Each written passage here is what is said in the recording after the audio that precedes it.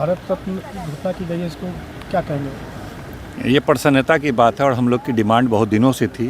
राष्ट्रीय जनता दल का भी यह डिमांड शुरू से रहा है कि जननायक कर्पूरी ठाकुर जी को, क्योंकि वे गरीबों के मसीहा थे और उनका बहुत लंबा संघर्ष रहा है, न केवल बिहार के इतिहास में, पूरे देश के इतिहास में।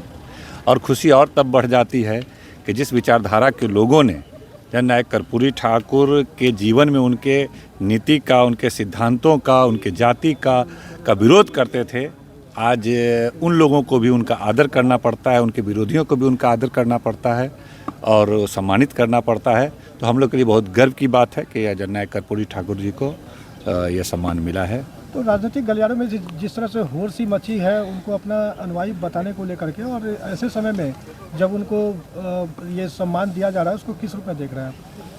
नहीं, देखिए, ऐसा है कि जैसे हमारे गांधी जी थे, गांधी जी का भी उनके समय में कुछ विचारधारा के लोग थे जो लगातार विरोध करते थे। विरोध ही नहीं करते थे बल्कि उनके मतलब विचारधारा के विरोधी लोगों ने उनकी हत्या तक की। ये भी दुनिया के सामने है। अंबेडकर जी जिन्होंने भारत का संविधान लिखा और आज उनके समझिए लोग, बहुत सारे लोग पूजनीय मानते हैं, उनका भी बहुत ज़्यादा विरोध होता था। यहाँ तक कि चुनाव लड़ने तक पे विरोध होता था और चुनाव हराने तक का विरोध होता था। बाद में लोगों ने उनको ही मसीहा माने। उसी तरह जननायक कर्पूरी ठाकुर का भी इस बिहार की सरजमीन पे बहुत तरह का विरोध होता था। हम वही बताया आपको कि वैचारिक रूप से विरोध होता था, जाति के आधार पर उनको अपशब्द कहा जाता था, गाली बका जाता था। लेकिन बाद के दिनों में लोग माने कि नहीं, कितना भी हमने विरोध किया लेकिन वो जननायक थे और गरीब गुरबा के लिए बहुत अच्छी सोच रखते थे और बहुत बड़ी कुर्बानी उनकी समाज के लिए है।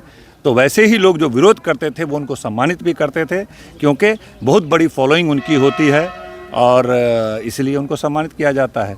तो चलिए, तो ये तो और खुशी की बात है कि जो लोग विरोध करते थे उनकी नीतियों का, आज वही लोग उनको भारत रत्न से सम्मानित कर रहे हैं। हम लोग की तो मांग थी, हम लोग खुश हैं, प्रसन्न हैं।